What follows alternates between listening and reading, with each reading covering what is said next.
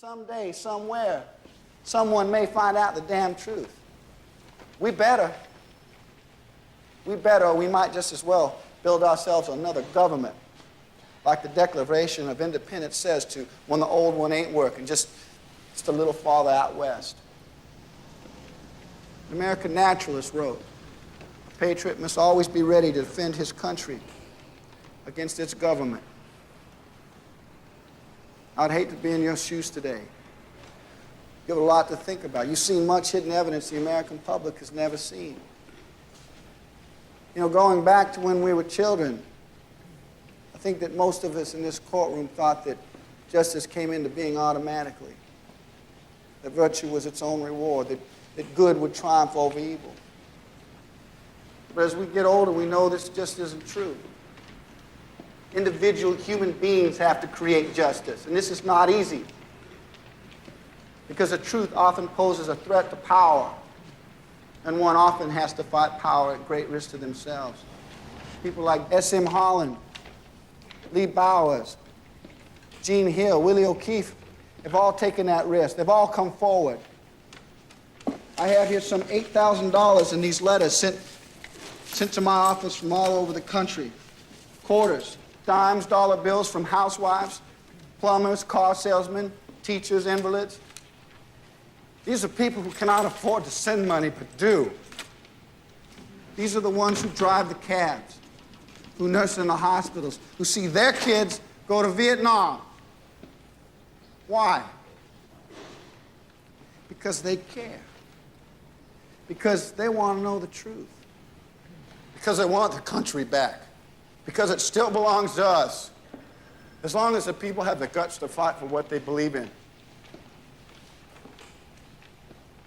The truth is the most important value we have, because if the truth does not endure, if the government murders truth, if we cannot respect the hearts of these people, then this is not the country in which I was born in, and it's certainly not the country that I want to die in.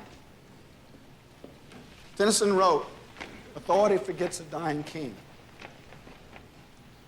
This was never more true than for John F. Kennedy, whose murder was probably one of the most terrible moments in the history of our country. You, the people, the jury system sitting in judgment on Clay Shaw, represent the hope of humanity against government power.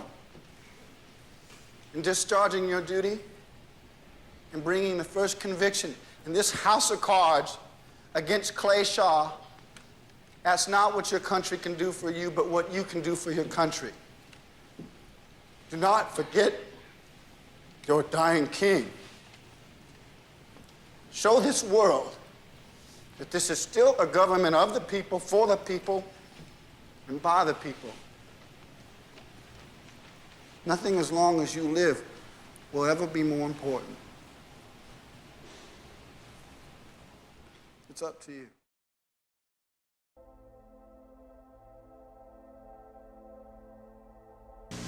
This is the most important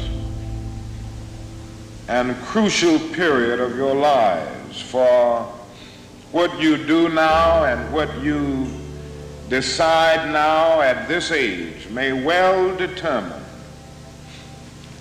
which way your life shall go. And whenever a building is constructed, you usually have an architect who draws a blueprint. And that blueprint serves as the pattern, as the guide, as the model for those who are to build the building. And a building is not well erected without a good, sound, and solid blueprint. Now, each of you is in the process of building the structure of your lives. And the question is whether you have a proper, a solid, and a sound blueprint. And I want to suggest some of the things that should be in your life's blueprint. Number one in your life's blueprint should be a deep belief in your own dignity, your own worth, and your own somebodyness. Don't allow anybody to make you feel that you are nobody. Always feel that you count. Always feel that you have worth. In your life's blueprint, you must have, as a basic principle, the determination to achieve excellence in your various fields of endeavor. You're going to be deciding as the days and the years unfold what you will do in life, what your life's work will be. And once you discover what it will be, set out to do it and to do it well. And I say to you, my young friends, that doors are opening to each of you. Doors of opportunity are opening to each of you that were not open to your mothers and to your fathers. And the great challenge facing you is to be ready to enter these doors as they open. Ralph Waldo Emerson, the great essayist, said in a lecture back in 1871 that if a man can write a better book or preach a better sermon or make a better mousetrap than his neighbor, even if he builds his house in the woods, the world will make a beaten path to his door. That hadn't always been true, but it will become increasingly true. And so I would urge you to study hard, to burn the midnight oil. I would say to you, don't drop out of school, and I understand all of the sociological reasons why we often drop out of school. But I urge you, in spite of your economic plight, in spite of the situation that you are forced to live so often with intolerable conditions, stay in school. And when you discover what you're going to be in life, set out to do it as if God Almighty called you at this particular moment in history to do it. And just don't set out to do a good Negro job, but do a good job that anybody could do. Don't set out to be just a good Negro doctor, a good Negro lawyer, a good Negro school teacher, a good Negro preacher, a good Negro barber, a beautician, a good Negro skilled laborer. For if you set out to do that, you have already flunked your matriculation exam for entrance into the University of Integration. Set out to do a good job and do that job so well that the living, the dead, or the unborn couldn't do it any better.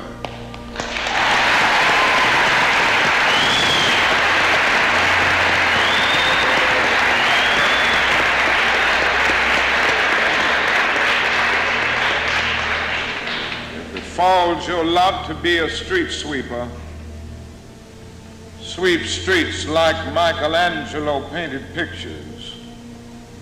Sweep streets like Beethoven composed music.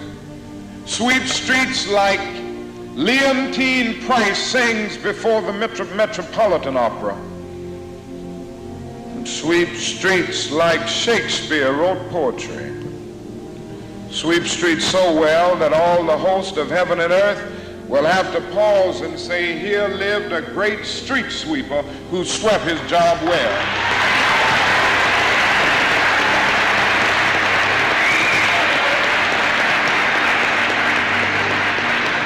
If you can't be a pine on the top of the hill, be a scrub in the valley. But be the best little scrub on the side of the real be a bush. If you can't be a tree, if you can't be a highway, just be a trail. If you can't be the sun, be a star. For it isn't by size that you win or you fail. Be the best of whatever you are.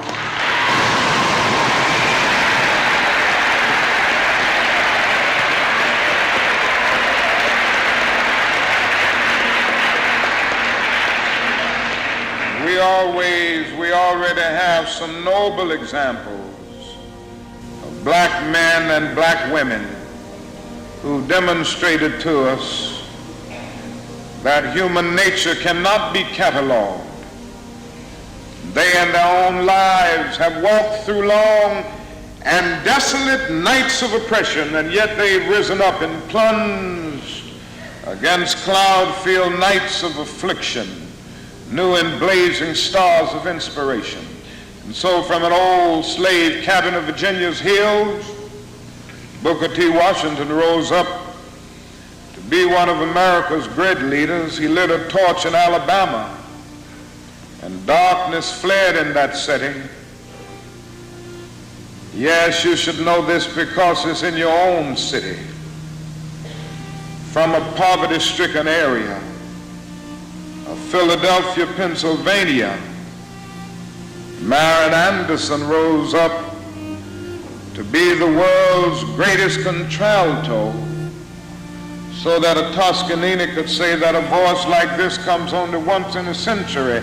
And Sibelius of Finland could say, my roof is too low for such a voice, from the red hills of Gordon County, Georgia. And the arms of a mother who could neither read nor write, Roland Hayes rose up to be one of the world's great singers and carried his melodious voice into the palaces and mansions of kings and queens.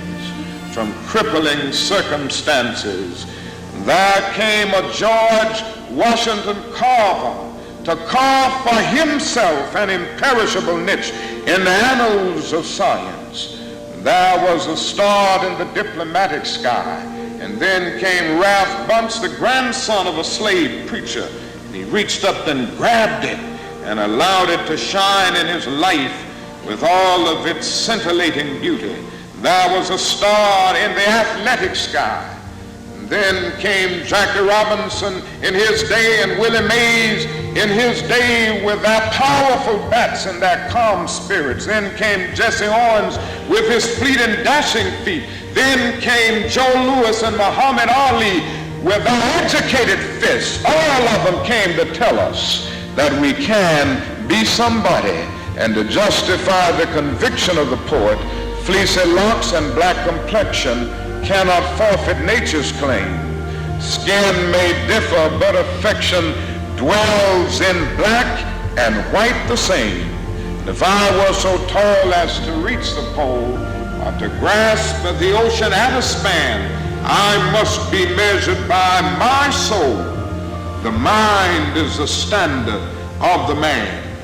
And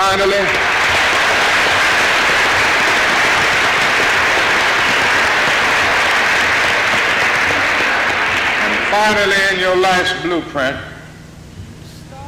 must be a commitment to the eternal principles of beauty, love, and justice. Don't allow anybody to pull you so low as to make you hate them. Don't allow anybody to cause you to lose your self-respect to the point that you do not struggle for justice. However young you are, you have a responsibility to seek to make your nation a better nation in which to live. You have a responsibility to seek to make life better for everybody. And so you must be involved in the struggle for freedom and justice. Now, in this struggle for freedom and justice, there are many constructive things that we all can do and that we all must do. And we must not give ourselves to those things which will not solve our problems. You've heard the word nonviolent and you've heard the word violent. I happen to believe in nonviolence. We've struggled with this method with young people and adults alike all over the South, and we have won some significant victories, and we've got to struggle with it all over the North because the problems are as serious in the North as they are in the South. But I believe as we struggle with these problems, we've got to struggle with them with a method that can be militant, but at the same time does not destroy life or property. And so our slogan must not be burn, baby, burn. It must be build, baby, build. Organize, baby, organize.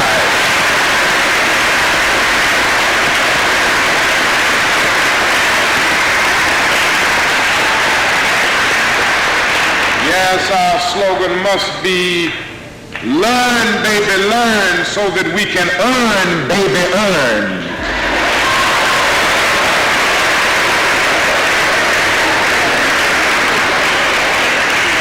And with a powerful commitment, I believe that we can transform dark yesterdays of injustice into bright tomorrows of justice and humanity. Let us keep going toward the goal of selfhood, toward the realization of the dream of brotherhood, and toward the realization of the dream of understanding goodwill. Let nobody stop us. I close by quoting once more the man that the young lady quoted, that magnificent black bard who has now passed on, Langston Hughes. One day he wrote a poem entitled Mother to Son. The mother didn't always have her grammar right, but she uttered words of great symbolic profundity. Well, son, I'll tell you, life for me ain't been no crystal stad. It's had tacks in it. Boards torn up, places with no carpet on the floor, bare. But all the time, I's been a-climbing on and reaching landings and turning corners and sometimes going in the dark where there ain't been no light. So, boy, don't you stop now. Don't you sit down on the steps because you find this kind of hard. But I'm still going, boy. I'm still climbing. And life for me ain't been no crystal stair. Well, life for none of us has been a crystal stair, but we must keep moving. We must keep going. If you can't fly, run. If you can't run, walk. If you can't walk, crawl, but by all means, keep moving.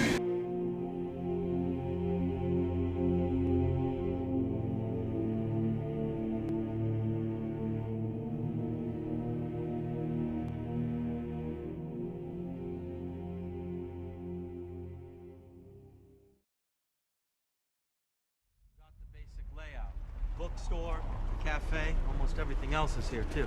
Who are the people? Projections of my subconscious. Yours? Yes. Remember, you are the dreamer. You build this world. I am the subject. My mind populates it.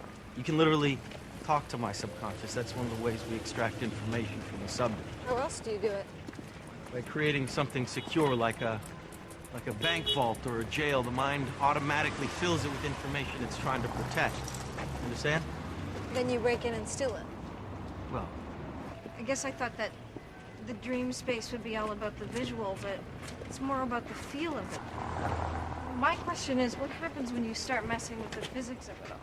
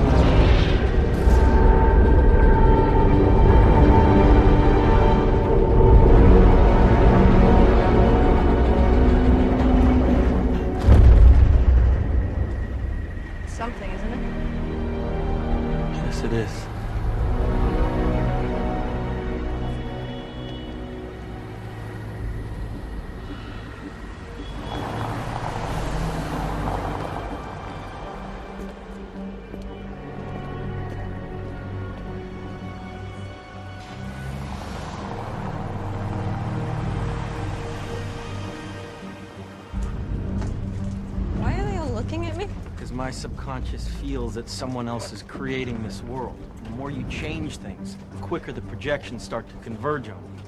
Converge? They sense the foreign nature of the dreamer. They attack like white blood cells fighting an infection. Like they're gonna attack us? No. Just you.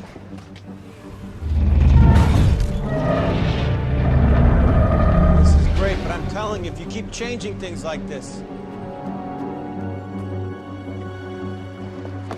Jeez. Mind telling your subconscious to take it easy? It's my subconscious. Remember, I can't control it.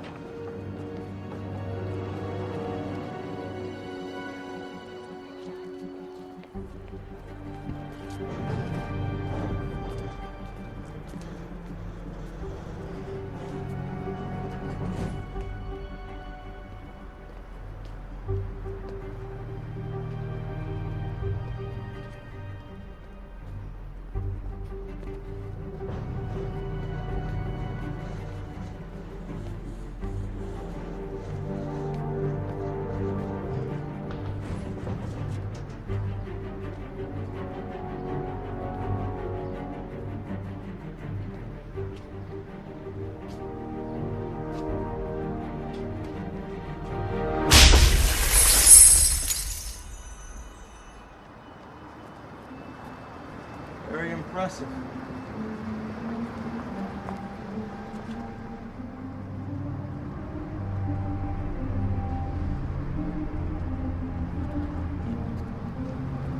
I know this bridge.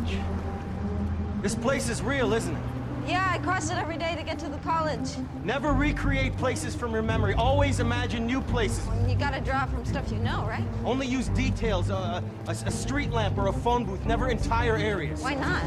Because building a dream from your memory is the easiest way to lose your grasp on what's real and what is a dream. Is that what happened to you?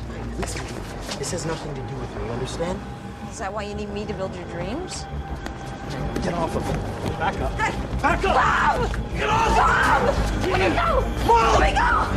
Tom! Wake me up! Wake me up! Wake me up! If you've learned a lot about leadership and making a movement, then let's watch a movement happen start to finish in under 3 minutes and dissect some lessons. First, of course, a leader needs the guts to stand alone and look ridiculous. But what he's doing is so simple, it's almost instructional. This is key. You must be easy to follow. Now here comes the first follower with a crucial role. He publicly shows everyone else how to follow. Notice how the leader embraces him as an equal. So it's not about the leader anymore, it's about them, plural. Notice how he's calling to his friends to join in. So it takes guts to be a first follower. You stand out and you brave ridicule yourself. Being a first follower is an underappreciated form of leadership. The first follower transforms a lone nut into a leader. If the leader is the flint, the first follower is the spark that really makes the fire. Now here's the second follower. This is a turning point. It's proof the first has done well. Now it's not a lone nut and it's not two nuts. 3 is a crowd and a crowd is news. A movement must be public. Make sure outsiders see more than just the leader. Everyone needs to see the followers because new followers emulate followers, not the leader. Now here come 2 more people, then 3 more immediately. Now we've got momentum. This is the tipping point, and now we have a movement. As more people jump in, it's no longer risky. If they were on the fence before, there's no reason not to join in now. They won't stand out, they won't be ridiculed, and they will be part of the in crowd if they hurry. And over the next minute you'll see the rest who prefer to stay part of the crowd, because eventually they'd be ridiculed for not joining. And ladies and gentlemen, that is how a movement is made. So let's recap what we've learned. If you are a version of the shirtless dancing guy, all alone, remember the importance of nurturing your first few followers as equals, making everything clearly about the movement, not you. Be public, be easy to follow. But the biggest lesson here, did you catch it?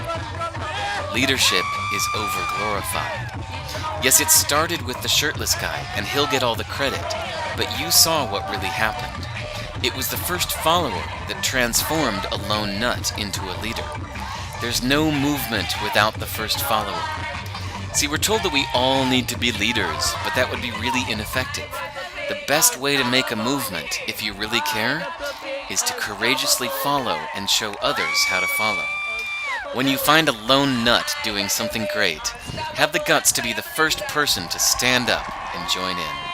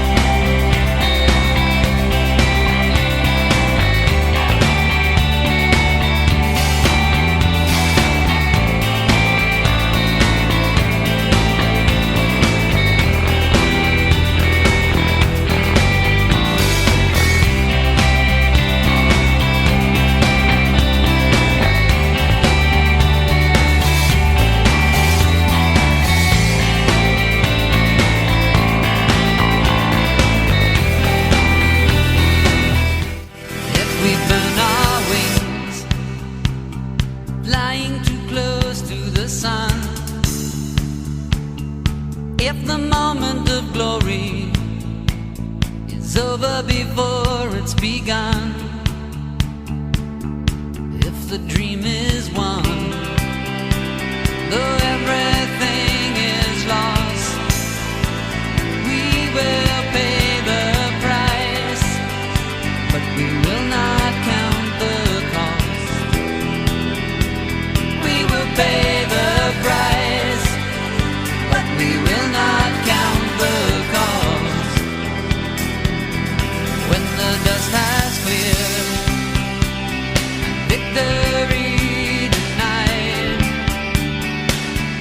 a summit too lofty, river a little too wide,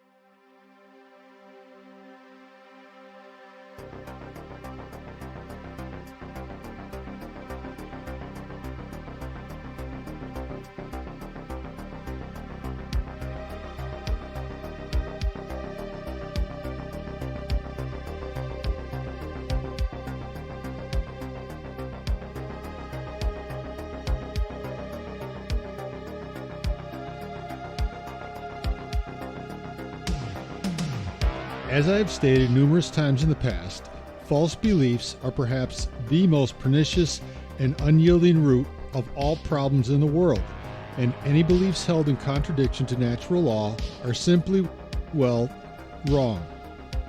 And this applies to all opinions for which we don't somehow have an immutable right to create our own fantastical false realities, but rather a personal responsibility. Natural law is objective truth, and objective truth is all that matters in reality, because natural law always manifests in the end despite any personal opinions to the contrary. Any ideas, beliefs, propaganda, and information communicated or shared with others that are merely subjective, unverified opinions, or purposeful deception not aligned with natural law or objective truth can, and most times will, result in negative consequences when acted upon by those without the discernment or critical thinking skills to understand the difference. Most, if not all, of what we are told by the governments, corporate-controlled media, and repeated ad nauseum by the mindless, know-it-all masses suffering from FOMO and eager to poke their noses into every single crisis or drama, is essentially a quagmire of fabricated lies designed to confuse, manipulate, and control the mind of the masses. If we don't overcome this Achilles heel and profound human weakness, we will be fully enslaved sooner rather than later. All violations of natural law will eventually result in negative consequences being borne by either individuals, families, entire communities, or whole societies, depending on how many act accordingly. And the more violations incurred, the more chaos throughout civilization, and the quicker we descend into despotism for our own common good, as the only supposed and dialectical pre-planned solution to the manufactured problems and crises.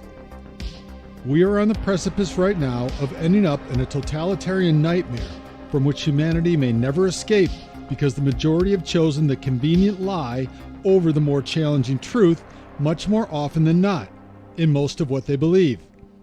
And therein lies the secret to breaking free of our chains and building a better society on the ashes of this empire of deception.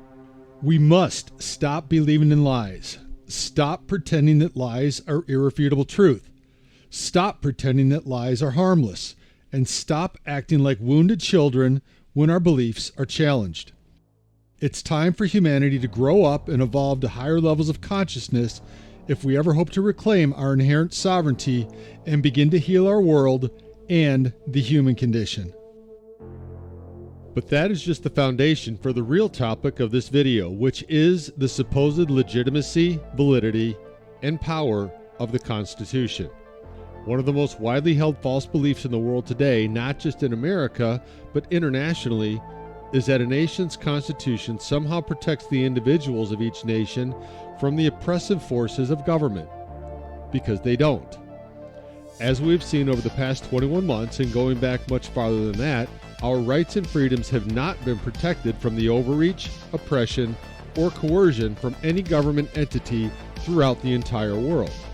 Every single constitutional government in this world has gone along in complete lockstep with the greatest lie and psyop in human history.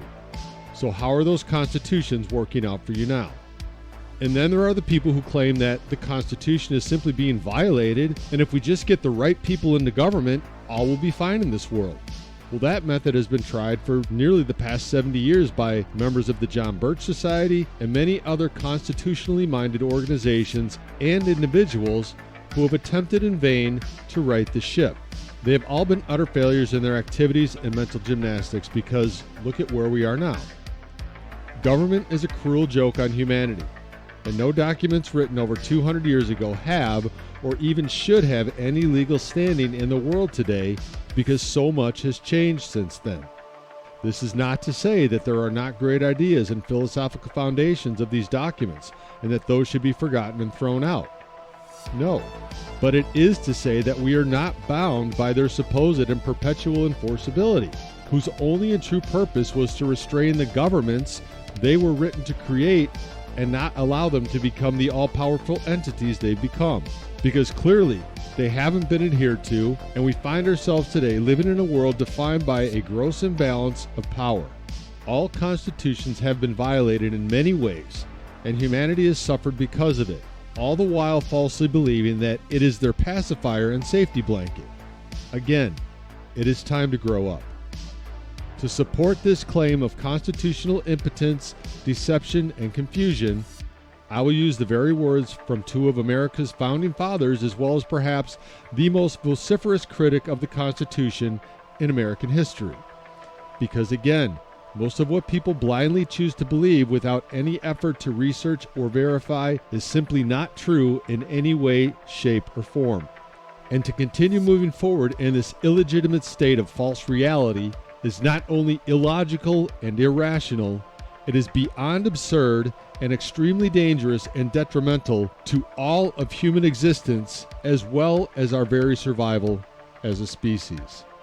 We have been told our entire lives that the American Constitution is the pinnacle of all societal foundations and law in human history, and that it is seemingly unchallengeable in its construct, other than by supposedly elected representatives of the people who can change and amend it as they deem necessary, all on behalf of we the people, of course, and only in our supposed best interests. We are then told that we are all bound by these words they deem as law via some etheric social contract of which we are all obligated to obey every single one of these laws without our physical signature or consent, and to oppose them is somehow un-American or unpatriotic. It's just another form of gaslighting in a world that seems to thrive on deception and prefers willful submission, immorality, and intellectual sloth over honesty, integrity, and wisdom. The fact that so many believe our current American Constitution is the foundational basis for protection against overreach and oppression by government is astounding, given what the world has become in our lifetimes thus far, and even those of past generations. And things are only getting worse by the day. Also, for the mindless masses to continue invoking their constitutional rights when their rights are inherent and not given by a piece of paper or their government, but a matter of our very existence by an omnipotent creator, shows how indoctrinated they have become. For people not to see that the Constitution itself is essentially being used as a sort of psychological tool of oppression and not protection shows the power of compulsory government schooling and a system of pervasive and controlled messaging by a hijacked and weaponized media machine. If we ever hope to truly be free, we must overcome our dogmatic belief and support of this archaic model, let go of the past as well as our false opinions, and create a new system in which our rights are truly protected and are unable to be taken away. This is the ultimate goal of the Freedom Project 2020. But getting back to the thoughts and concerns of many of our founding fathers, I will use the words written by both Noah Webster and Thomas Jefferson to prove beyond mere speculation that the Constitution written and ratified by the original 13 states was never intended to be perpetual, living, or the conclusive document ever written for the purpose of social order and supreme law. As we will see, it was written to protect them in their time against forces opposed to their beliefs and the tyranny from which they had escaped in Europe and the British Empire during their lives. In an article written by Noah Webster in December of 1787, just 2 months after the ratification of the Constitution for the United States of America, he had some very strong convictions to convey on a number of subjects concerning this new nation and its supreme law of the land.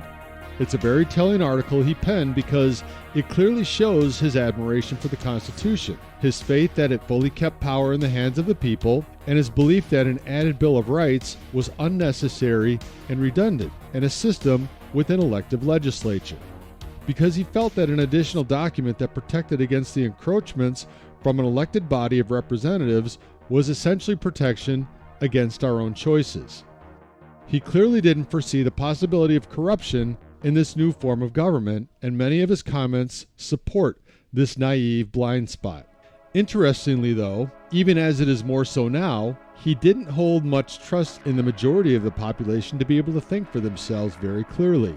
Curiously, after putting full faith in this new system of government by and of the people, he then goes on to state that he had little faith in at least half of the electorate anyway, essentially negating his stance that an elected body of representatives would never try to harm the electorate. In his words, one half of the people who read books have so little ability to apply what they read to their own practice that they had better not read at all. He clearly believed that most people had little cognitive ability to make good decisions, which is why there were such restrictions on the electorate at the time. They understood that only truly educated and critical thinkers realized what was at stake. If you look at the world today, the ability for critical thought and making truly informed decisions is all but extinct in society, as the past 21 months has proven beyond any doubt whatsoever. Just spend about 10 minutes in any social media thread or post comment section, and you'll see the incredible level of pervasive ignorance and idiocy in society. So he makes the argument that a Bill of Rights is an unnecessary addendum because the rights are inherent in the people who supposedly hold the power via representation, but he also showed a bit of gullibility in his faith of the people to actually remain vigilant in keeping its government in check. Nonetheless, given his belief in this form of government, he then goes on to state that the Constitution should only remain in effect for his current generation and no longer. Here again, I suppose after the end of the war, however, he assumed that people would understand the vital importance in ensuring the success of this fledgling nation and its newly created form of government. He truly believed that it was a government of the people and that the representatives would always do what was in the best interest of their constituents. He clearly didn't foresee the immense power of lobbies, the negative influence of bribery by massive corporations on representatives in government, and the types of corruptible and sociopathic individuals who would eventually come to seek positions of power in governments all over the world. Which is perhaps why he went on to state in very specific words that the Constitution itself should only remain in effect for his then current generation. He writes, "I undertake to prove that a standing Bill of Rights is absurd, because no constitutions in a free government can be unalterable. The present generation have indeed a right to declare what they deem a privilege, but they have no right to say what the next generation shall deem a privilege. A state is a supreme corporation that never dies. Its powers, when it acts for itself, are at all times equally extensive, and it has the same right to repeal a law this year as it had to make it the last. If therefore our posterity are bound by our constitutions and can neither amend nor annul them, they are to all intents and purposes our slaves. Have we then a right to say that our posterity shall not be judges of their own circumstances? The very attempt to make perpetual constitutions is the assumption of a right to control the opinions of future generations, and to legislate for those over whom we have as little authority as we have over a nation in Asia." So there you have it. As we will soon see, this was a sentiment held by many of the Founding Fathers.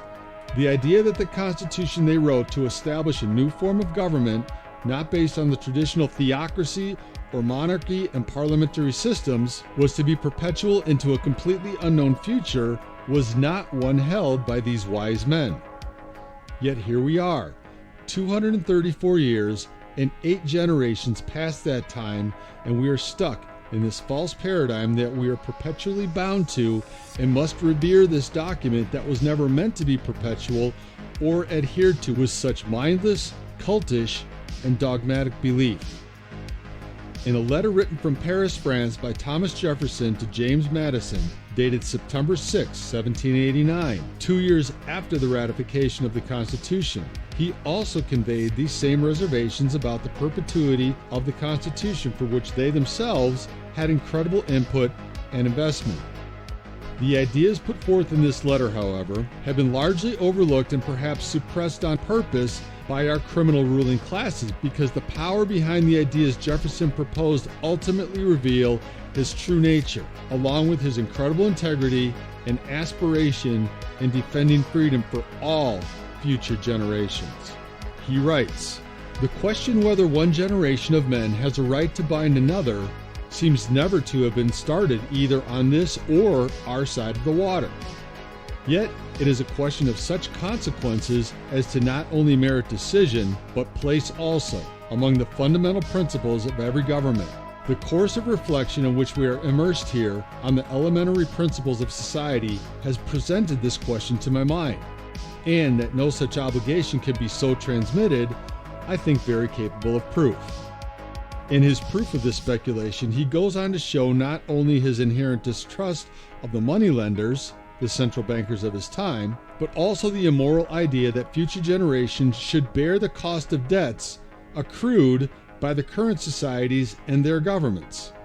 He felt that debts not incurred by future generations should not be borne or paid by them, and that this idea would reverberate through other areas of society, especially in the area of suppressing wars between nations. He continues, again, suppose Louis XV and his contemporary generation had said to the moneylenders of Genoa, "Give us money that we may eat, drink, and be merry in our day, and on condition you will demand no interest till the end of 19.5 years, you shall then forever after receive an annual interest of 12 5/8%. The money is lent on these conditions, is divided among the living, eaten, drank, and squandered. Would the present generation be obliged to apply the produce of the earth and of their labor to replace their dissipations? Not at all." He clearly thought it highly immoral and unjust to put debt burdens on future generations for the squandered wealth of the current. But look at where we are now with a perpetually and ever-increasing national debt, which can in no way possible ever be paid off, and how devastating to our world the idea of perpetual debt has become, and how it has usurped our wealth and our rights along with it. This was clearly done by the criminal cabal known as the central bankers by design. The idea of a perpetual constitution was all part of this deception, and they have used this deception for over 2 centuries now to gradually buy up control of the world. Without the burden of perpetual and ever-increasing debt, there is no way possible they could own everything, and we would own nothing by the end of this decade, as we have been promised by Klaus Schwab and his ilk at the World Economic Forum. This is exactly how it was done, and we were warned of this incredible danger over 200 years ago. Jefferson continues with his thoughts. Between society and society, or generation and generation, there is no municipal obligation, no umpire but the law of nature. We seem not to have perceived that, by the law of nature, one generation is to another as one independent nation to another. But with respect to future debts, would it not be wise and just for that nation to declare in the Constitution they are forming that neither the legislature nor the nation itself can validly contract more debt than they may pay within their own age, or within the term of 19.5 years? Did you hear that? With that understanding put forth, he surmised that by doing so, it would put heavy restrictions on the newly formed type of constitutional government from being able to declare expensive and unnecessary wars. Notice also his understanding and advocacy of natural law. He continues, and that all future contracts will be deemed void as to what shall remain unpaid at the end of 19.5 years from their date.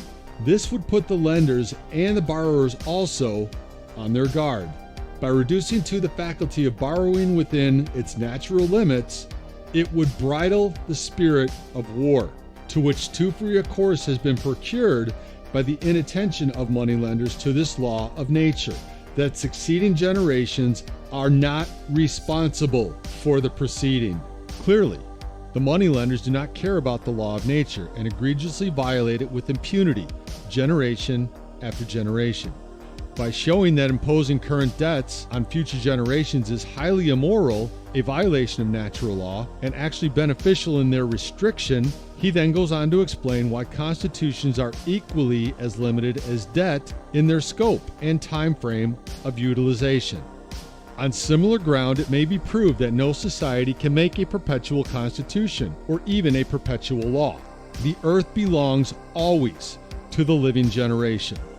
They may manage it then and what proceeds from it as they please during their usufruct, which is the right to enjoy a thing without permanent damage.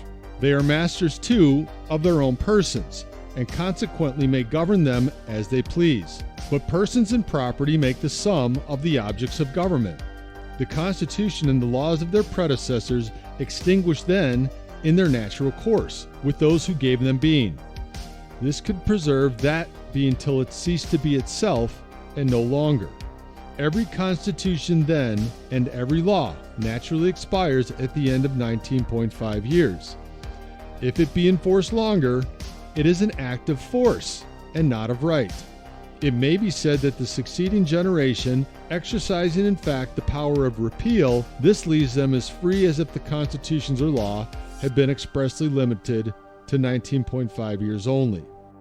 We were never taught this, now were we?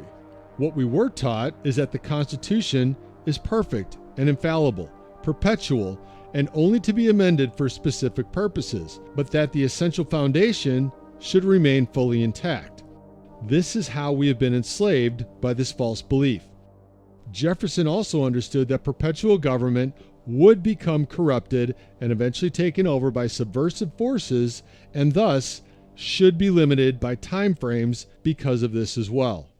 It might be indeed if every form of government were so perfectly contrived that the will of the majority could always be obtained fairly and without impediment. But this is true of no form. The people cannot assemble themselves. Their representation is unequal and vicious. Various checks are opposed to every legislative proposition. Factions get possession of the public councils. Bribery corrupts them. Personal interests lead them astray from the general interest of their constituents, and other impediments arise so as to prove to every practical man that a law of limited duration is much more manageable than one which needs a repeal. So again, in the incredible wisdom of perhaps our greatest founding father, law, debt, constitutions, and any power to enforce any of it should, by all moral obligation, end at certain time frames so as to allow future generations to decide what is in their best interest and not the interest of those who preceded them and faced different circumstances. I think by now a strong case has been made that the Constitution was never meant to be perpetual, and that the very idea we still hold on to this belief is tantamount to the idea that perpetual debt and the generational relief thereof, being a moral certainty, was not one in which the criminal banking class was very fond. They and their corporate puppets were the power behind creating the idea amongst the public that the Constitution should be perpetual, living, amendable, and protective of individual rights, when it was never meant or has never proven to be any of those things. It is a centuries-long psyop created by these oppressive ruling classes that has only enabled the enslavement of well-meaning and gullible populations. Freedom in this world is currently nothing more than an illusion, but something which, to be fully experienced, always has and always will require knowledge of objective truth, understanding of natural law, and eternal vigilance. Expanding upon this idea that the perpetuity of the Constitution is yet another lie told to us by the criminal ruling classes of this world, are the profound ideas and proofs that it actually holds no authority and only did so for those who actually signed it. Lysander Spooner is another figure in American history whose ideas have been all but extricated from the American lexicon and consciousness because they threaten the power of the ruling classes along with their deceptive and illegitimate authority over the populations. In going through the works of Spooner, one begins to see what a brilliant legal mind he had, along with his ability to apply logic and critical thought in ways not many ever have, either before him or since. For anyone who hasn't read or listened to the audio version of No Treason, The Constitution of No Authority, which he published in 1870, it is an absolute necessity to learn if an individual or an entire society ever truly hopes to be completely free.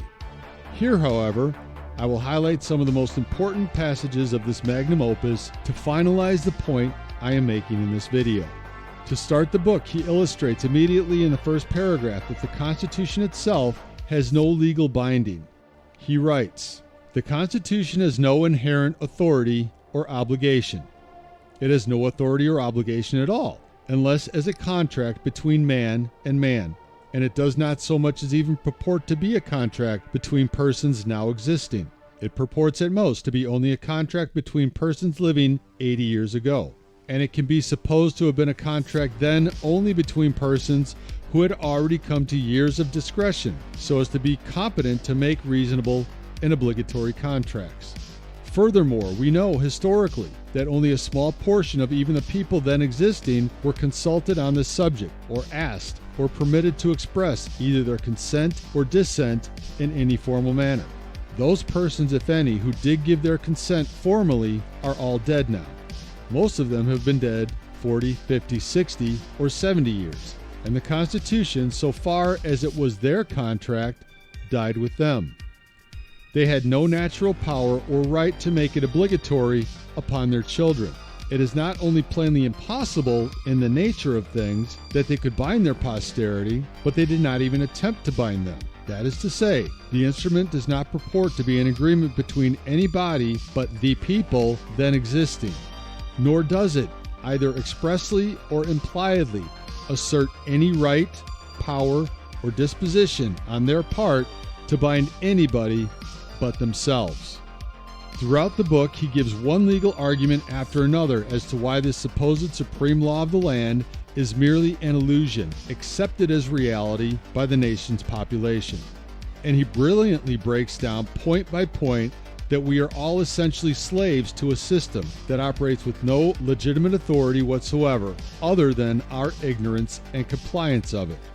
His metaphor of the government as a more dishonorable highwayman is of particular interest because it uses ridicule and shaming to attack the very foundation of those who seek power over others.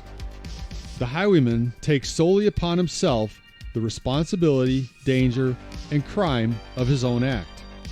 He does not pretend that he has any rightful claim to your money or that he intends to use it for your own benefit. He does not pretend to be anything but a robber. He has not acquired impudence enough to profess to be merely a protector, and that he takes men's money against their will merely to enable him to protect those infatuated travelers who feel perfectly able to protect themselves or do not appreciate his peculiar system of protection. He is too sensible a man to make such professions as these. Furthermore, having taken your money, he leaves you, as you wish him to do. He does not persist in following you on the road against your will, assuming to be your rightful sovereign on account of the protection he affords you. He does not keep protecting you by commanding you to bow down and serve him, by requiring you to do this and forbidding you to do that, by robbing you of more money as often as he finds it for his interest or pleasure to do so, and by branding you as a rebel, a traitor, and an enemy to your country, and shooting you down without mercy if you dispute his authority or resist his demands. He is too much of a gentleman to be guilty of such impostures and insults and villainies as these. In short, he does not, in addition to robbing you, attempt to make you either his dupe or his slave. This is without any doubt the very essence of what government is and is proven to be generation after generation.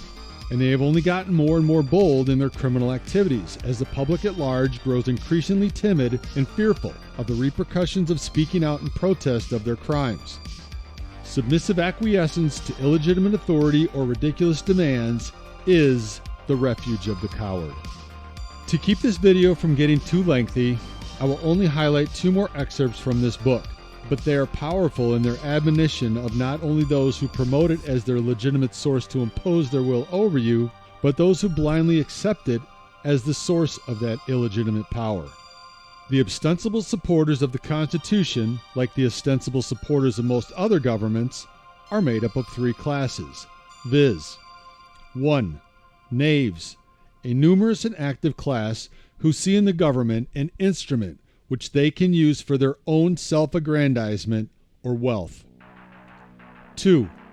Dupes, a large class no doubt, each of whom, because he is allowed one voice out of millions in deciding what he may do with his own person and his own property, and because he is permitted to have the same voice in robbing, enslaving, and murdering others that others have in robbing, enslaving, and murdering himself, is stupid enough to imagine that he is a free man, a sovereign, that this is a free government, a government of equal rights, the best government on earth, and such like absurdities.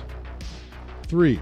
A class who have some appreciation for the evils of government, but either do not see how to get rid of them or choose not to so far sacrifice their personal interests as to give themselves seriously and earnestly to the work of making a change.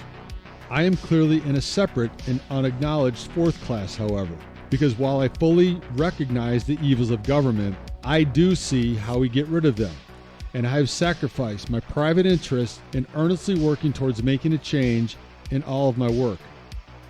One final passage from this book sums it all up. It is in fact the last paragraph of this vitally important piece of American literature. Inasmuch as the Constitution was never signed nor agreed to by anybody as a contract, and therefore never bound anybody, and is now binding upon nobody, and is moreover such a one as no people can ever hereafter be expected to consent to, except as they may be forced to do so at the point of a bayonet, it is perhaps of no importance what its true legal meaning as a contract is. Nevertheless, the writer thinks it proper to say that, in his opinion, the Constitution is no such instrument as it has generally been assumed to be, but that by false interpretations and naked usurpations, the government has been made in practice a very widely and almost wholly different thing from what the Constitution itself purports to authorize. He has heretofore written much and could write much more to prove that such is the truth. But whether the Constitution really be one thing or another, this much is certain, that it has either authorized such a government as we have had, or has been powerless to prevent it. In either case, it is unfit to exist. So there you have it. This video should have proven beyond the shadow of any doubt you may have had by now that the Constitution is not at all what we were brought up to believe it is or was. America has been operating under all 10 planks of the Communist Manifesto for quite a while, and its Constitution has done absolutely nothing to stop the slow creep of a socialist, totalitarian government from taking over or to protect the rights, freedom, and property of the American people. What more needs to be said? Looking at it with a truly critical mind, one can only come to the conclusion that it is, in fact, another piece of the puzzle to the illusory false reality in which we are all now currently enslaved. And only in coming to terms with this realization can we begin to see the only true path forward for humanity if we ever hope to be free in our lifetimes and in this world. Add to this the fact that it was written expressly in our founding document, the Declaration of Independence, that when a government becomes destructive of its means and sole purpose to protect our inalienable rights, it is our right and our duty to abolish and replace it. Everything we have been told by supposed authorities has been a lie, and in accepting these lies as truth and acting upon them, we have harmed ourselves in ways most have never been able to discern. The Great Awakening is upon us, however, and the apocalypse or Great Unveiling is here. We either accept the fact that we have been deceived and work towards seeking truth and healing the world, or we will all be living in a dystopian nightmare of our own making due to our ignorance, apathy, and the arrogance to not have accepted that we were at fault or could have possibly been deceived. Like everything else one believes that is fully unsupported by proofs in natural law, to continue living with the belief that the Constitution has any legitimate authority over you, your life, or your property is as absurd as believing that COVID-19 is real and that we must obey the dictates that have risen from that fraud as well. It is time for humanity to evolve, rise above the current level of consciousness, and unite to create a world that actually does abide by natural law and create a system that works for everyone in a win-win-win spirit of empowerment for all.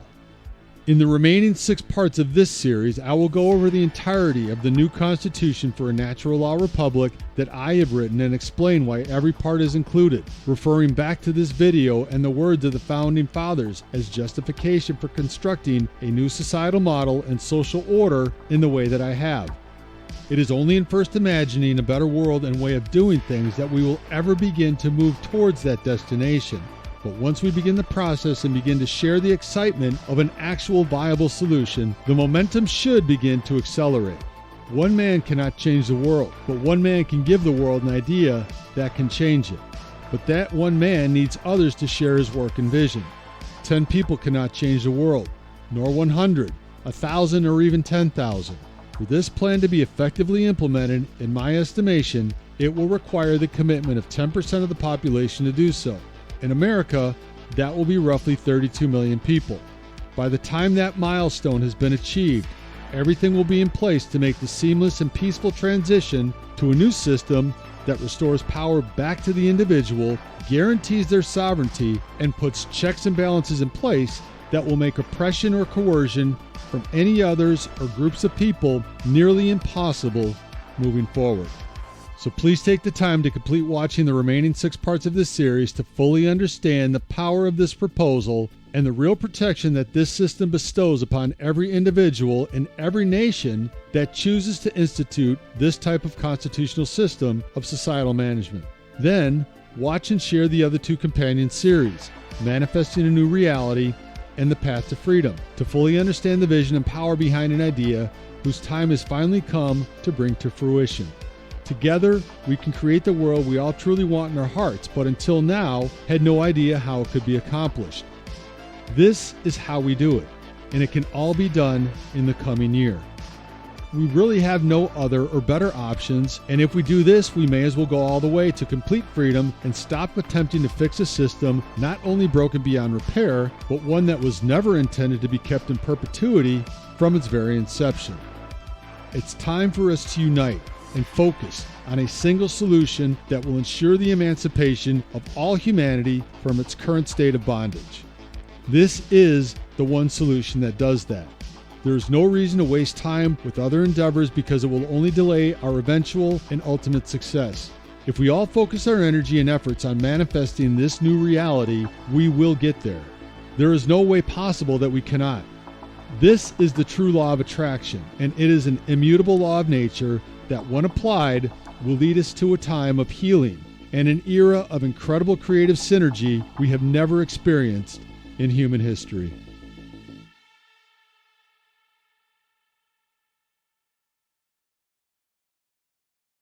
Let's look at some basic definitions and working definitions. Now, first thing we're going to define is definition. Let's define what a definition is, okay? A definition is an exact statement, a statement of the exact meaning of a word, all right? We're looking for an exact meaning, not a connotation, not a maybe or a like or a somewhat. We're looking to narrow the focus. That's why it definites it. It makes it finite. We're taking it not infinite, we're finiting it. We're making it finite. Okay? We're actually limiting through words what something means so we can be clearer about what we're saying. Okay? It's an exact statement or description of the nature, scope, or meaning of something. Another way we could look at a definition when we're talking about visual or audio definition is it's the degree of distinctness or clarity of an object, image, or sound. Okay? So why do people buy HD TV sets? They want higher definition. They want a higher clarity of the picture. Okay? If you have high definition audio, for audiophiles, they won't accept anything but high definition audio. Because in comparison to low def audio, the clarity of the sound is very good. It's much better. Okay? So that's what definition is. It is all related to clarity. When we use it in conjunction with words, it means the clarity of the meaning is amplified. Okay? And when it's with a picture, the clarity of our vision, of ability to see what the picture is, the information in the picture is amplified. And same thing with sound. The more accurate the definitions that we have for words or concepts, the better our clarity of meaning and therefore our understanding of those concepts, words or concepts will be. So definition simply means clarity of meaning when we're applying it to words and concepts. So therefore, let's define natural law. So this is what we're going to be talking about for the rest of the day. We have to define it. The simple definition of natural is inherent, having a basis in nature, reality, and truth, not made or caused by humankind. So if it's natural, wasn't made by man. Mankind didn't make it. Okay? And again, The origin of the word, neter in Egyptian, means spirit, and al means of or related to. So of or related to spirit. It is all of nature, the spiritual domain. See, this is the other part. People believe that the spiritual domain is separate from the physical domain. This is a huge thread and a huge central focus in all of my work. If you think the spiritual domain is not where you are at now because you're in the physical domain, you're mistaken. If you think that the spiritual domain is someplace other than the physical domain, you're also mistaken. If you place emphasis on one above the other and say, well, this one takes precedence and this one's not important, either way you do it, whether you say the spiritual is more important and the world of matter should not be given any significance, it's imbalance. And it's not true. Okay? Or if you say, hey, like scientism does in many, left brain scientism, the material world is all that there is. This is just a dead mechanized clockwork called the universe, and it happened by accident for no reason. And there's no such thing as the spiritual domain. Both of these worldviews, and we're going to get to a breakdown of these worldviews, they're completely inaccurate, they're not based in truth, and most of all, they're based on brain imbalance. And we're going to see how one of these worldviews or another develops when either the left brain hemisphere or the right brain hemisphere has taken precedence and dominance within the individual consciousness. So, natural means spiritual. These words could be used interchangeably. So when I'm talking about natural law, I mean spiritual law. Unseen spiritual laws. But overall, the dictionary definition of natural is it's inherent to nature and it's not made by man. The word law the definition is an existing condition which is both binding and immutable. So let's look at each one of these words. Existing. It means that it is present. It is present. Okay? It cannot be just ignored and expected that, well, that doesn't make it true and it's not going to have an effect. It's there. It's present. That's why it's a law that it's in operation. That is in operation. It is binding. Binding means it has an effect. It means it doesn't matter whether you believe that it has an effect. It doesn't matter whether you understand that it has an effect. It doesn't care. And this is another big hammer to the ego. The human ego wants to hear what it wants to hear. One of the things it wants to hear is the universe cares about you. Personally. It cares about John. It cares about Bob. It cares about Mary. It cares about Elizabeth, whatever, okay? Cares about you individually as a being. Now, you could go so far as to say you believe that the creator of the universe cares about you. I'm not denying anybody or saying don't think that. What I'm saying is that the laws of the universe don't care about you. Laws have been created in this realm that work flawlessly. 100% of the time, flawlessly. Let me ask people to envision this scenario to try to clarify this. A couple are on a picnic. They're out in a state forest or something like that. They're on a picnic. About 50 yards away from where they're at, okay, there's a pretty tall cliff, maybe about 200 feet. Okay, and it ends in some jagged rocks. They brought their 2-year-old child on the picnic with them. They unfold the blanket, take out the picnic basket, they're having their picnic. Maybe passions got heated and the husband and wife were, making out a little bit. Their kid, 2-year-old daughter, in her nice Sunday sundress or whatever, wanders off, gets to the edge of that cliff.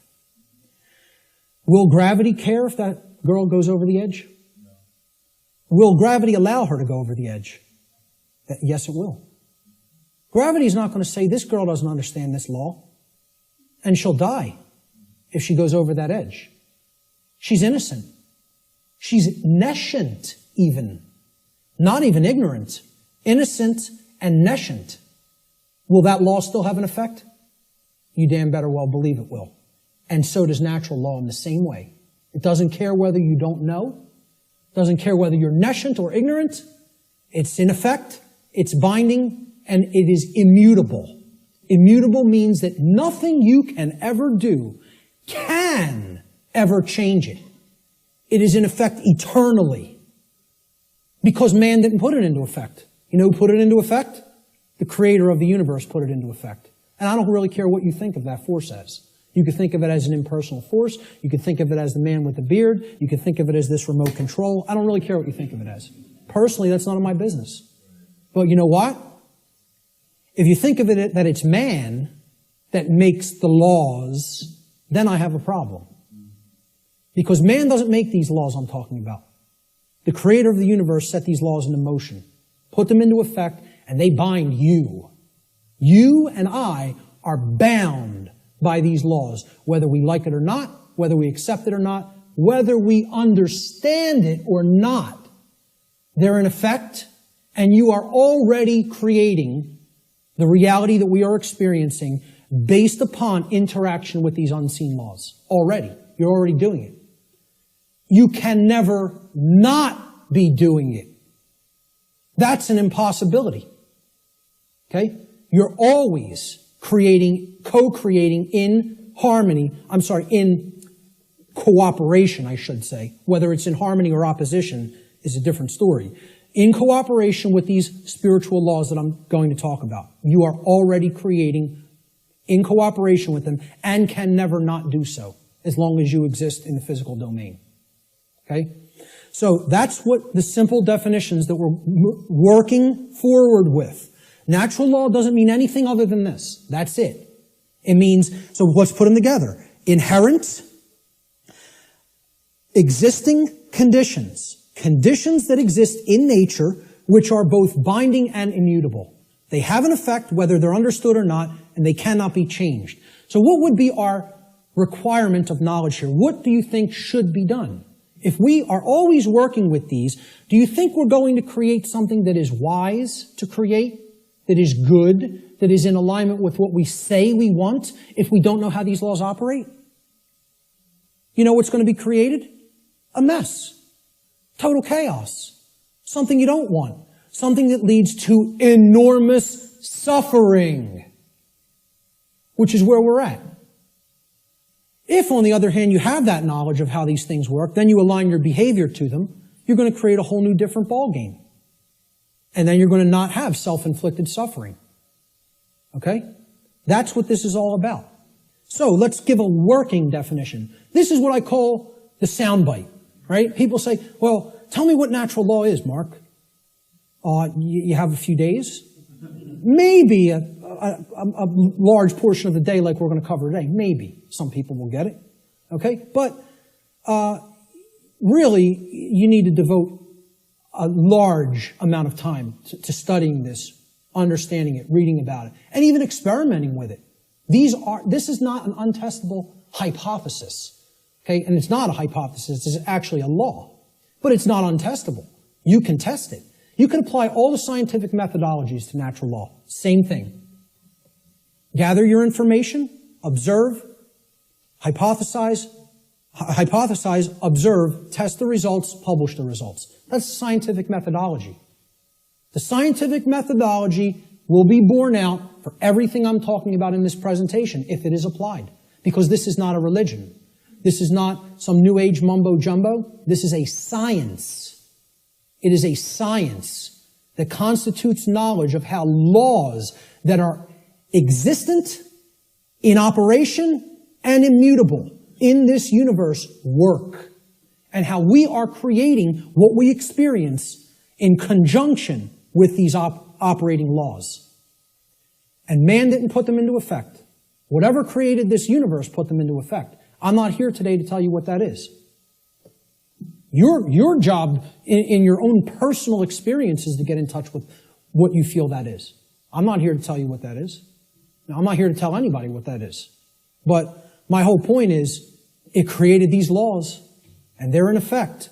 And if you want to stop suffering, and if you want the human condition to change, you have to understand how these laws work. There is no way around that. Knowledge of these laws is required.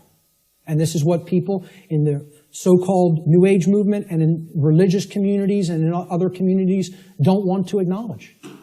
They don't want to acknowledge that Work is required. So let's give a working definition for natural law, my soundbite variant, okay?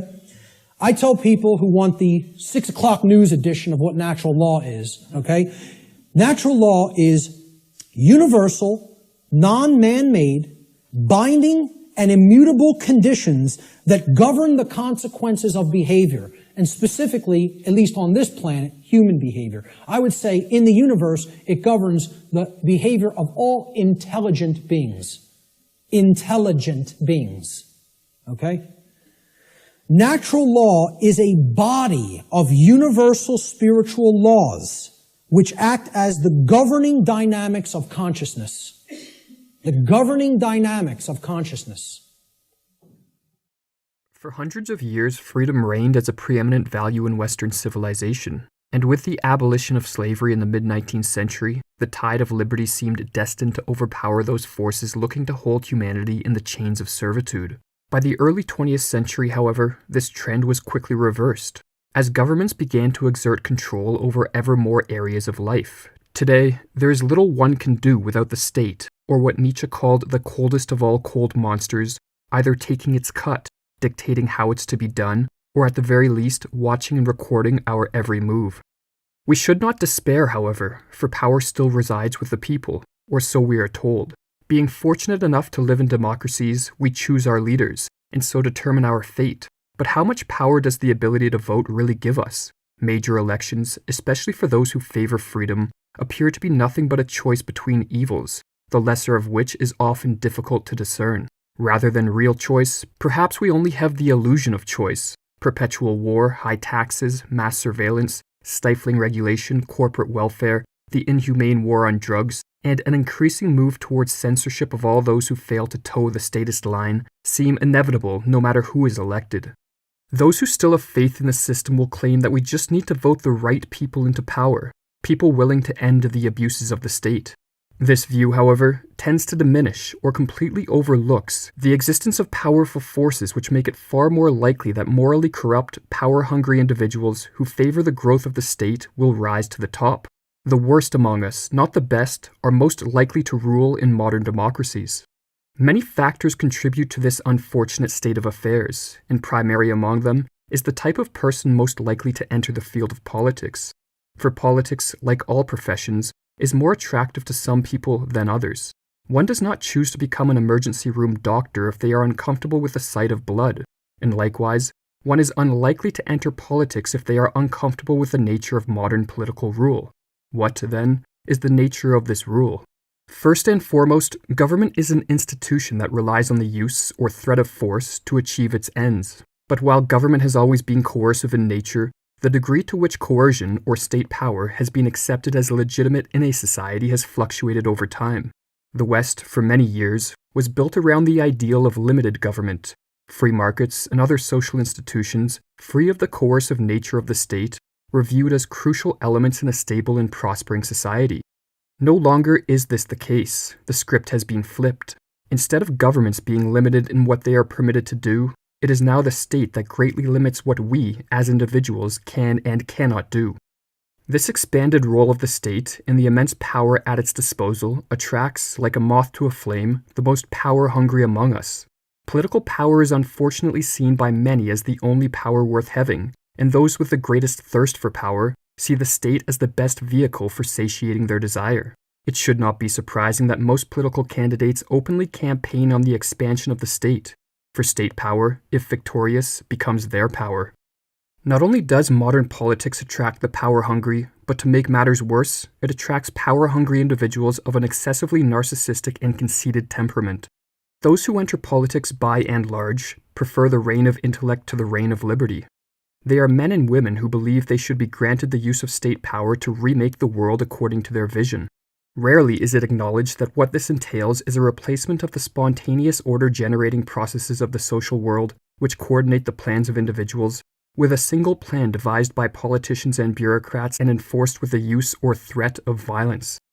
Why the transfer of decisions, asks Thomas Sowell, from the individuals and organizations directly involved, often depicted collectively and impersonally as the market, to third parties who pay no price for being wrong should be expected to produce better results for society at large is a question seldom asked, much less answered. The presumption held by most politicians that they are somehow wise enough to reorder the vast complexities and emergent orders of the social world according to their own plans is the height of conceit. F.A. Hayek called it the fatal conceit, for when taken to its extreme, as occurred in the socialist experiments of the 20th century, it leads only to impoverishment, suffering, and death. But while politics may be dominated by power-hungry men and women, whose conceit leads them to view all social problems as requiring political solutions devised by them, this does not preclude individuals who may sincerely wish to decrease the power and abuses of the state from entering politics. The problem, however, is that immense barriers stand in their way.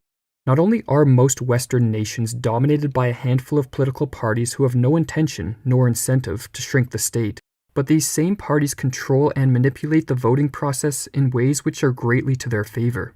Furthermore, those willing to cheat and lie in their efforts to get to the top are always at an advantage over their more honest competitors. In the modern game of politics, truth, honesty, and integrity do not pay. It is far easier to rally the masses around grand visions and false promises, even if such visions are impossible to implement or would have devastating side effects. A candidate who speaks the truth, who tries to convey to the masses the unsustainability or destructive nature of many government programs, is far less appealing. Reality pales in comparison to the fantasies put forth by most political candidates. Another element of mass elections which favors the morally corrupt is the fact that emotional appeals to hatred for one's opponents are extremely effective in rallying political support. This plays right into the hands of power-hungry demagogues who, in their myopic quest for victory, will use any technique to win, no matter how destructive to the fabric of society. Vladimir Lenin understood the power of hatred and negativity in garnering political support. "My words," he wrote, "were calculated to evoke hatred, aversion, and contempt, not to convince but to break up the ranks of the opponent, not to correct an opponent's mistake, but to destroy him." But even if a well-intentioned individual slipped through the cracks, beat the odds, and won a major election, there is the open question as to whether he could resist the corrupting influence of the modern state. For not only would the power at his disposal likely corrupt him, but he would be forced to contend with massive amounts of pressure from unelected bureaucrats, crony capitalists, and the many others who enrich themselves at the trough of state power. While some may continue to hold out hope for a political savior, perhaps a different approach is needed. Government oppression, or social predation in general, is at root a function of disparities of power. With a more equal distribution of power, the morally corrupt and evil elements of a society can do far less harm. But when one group or set of institutions becomes far more powerful than the rest of society, abuse is inevitable, whether we live in a democracy, monarchy, or under a dictatorship. Voting is unlikely to diminish the disparity in power created by the growth of the modern state. The past century has been full of elections, but over this same time the power differential between the state and citizen has only grown. A more effective approach for returning freedom to an increasingly unfree world may be found through the development and promotion of technologies and social and economic institutions that are free from the cold hands of the state. But unless the immense concentration of power held by the few that pull the strings of government is greatly diminished, it may not matter which of the candidates paraded before us we elect. For as H.L. Mencken recognized nearly a century ago, we really only have two choices in modern democracies. We can elect a demagogue, or what Mencken called a demislave. Under democracy, he writes, two branches reveal themselves. There is the art of the demagogue, and there is the art of what may be called the demislave. The demagogue is one who preaches doctrines he knows to be untrue to men he knows to be idiots. The demislave is one who listens to what these idiots have to say and then pretends that he believes it himself. Every man who seeks elective office under democracy has to be either the one thing or the other, and most men have to be both. No educated man, stating plainly the elementary notions that every educated man holds about the matters that principally concern government, could be elected to office in a democratic state, save perhaps by a miracle.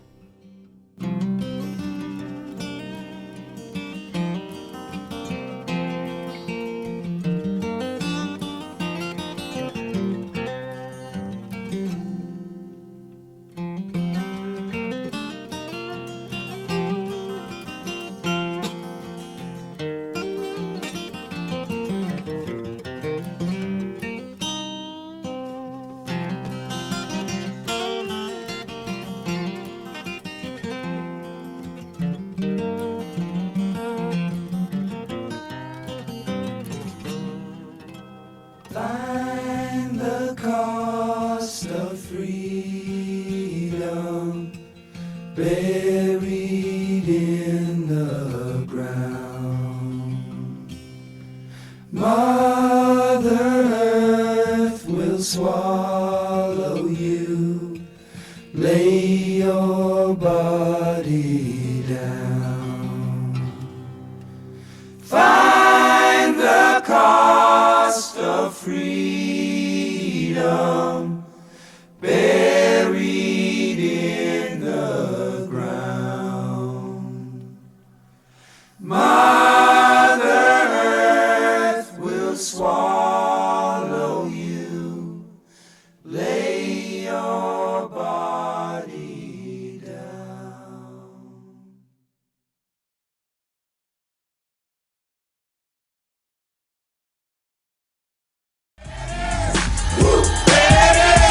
Upside down and inside out, I'm about to show all you folks what it's all about. Now it's time for it to get on the mic and make this party hot. I'm taking it back to the old school, cause I'm an old fool who's so cool. If you wanna get down, I'ma show you the way.